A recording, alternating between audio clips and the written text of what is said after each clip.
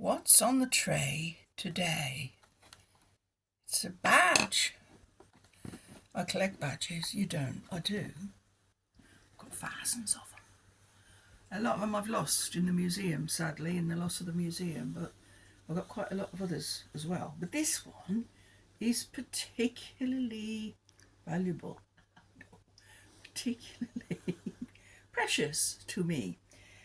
It's a Woolworths staff badge, and it oddly has my name on it, Stella, because between 1991 and about 1999, I worked for Woolworths. Okay.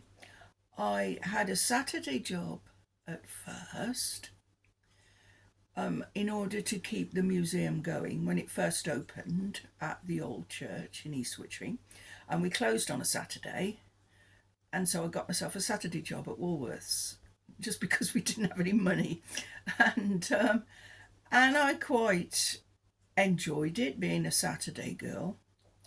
But then later on, towards the end of the 90s, I went more or less full time during the winter because we used to close a museum for, what was it?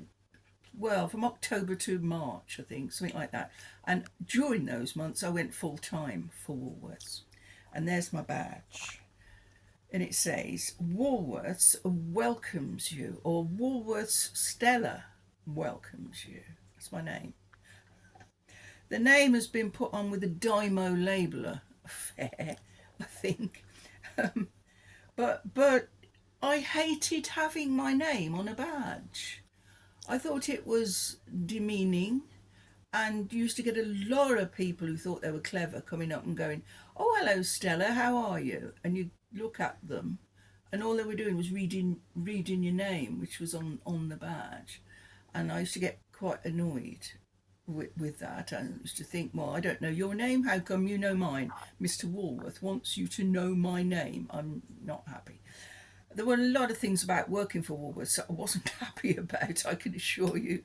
Um, uh, like keeping the store open after the closing time. We were supposed to close at 6 o'clock, and if there were still people in the store stayed open until they left.